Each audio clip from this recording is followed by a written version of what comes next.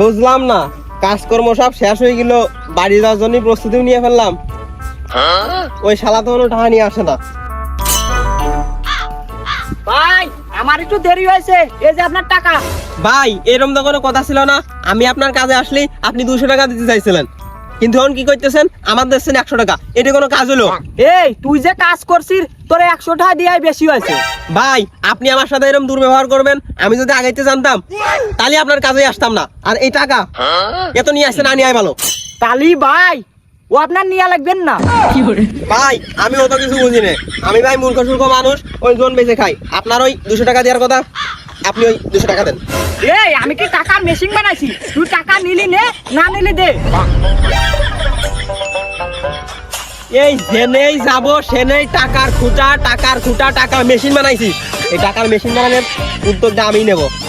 টাকার মেশিন আমি বানাবো, তুই যা।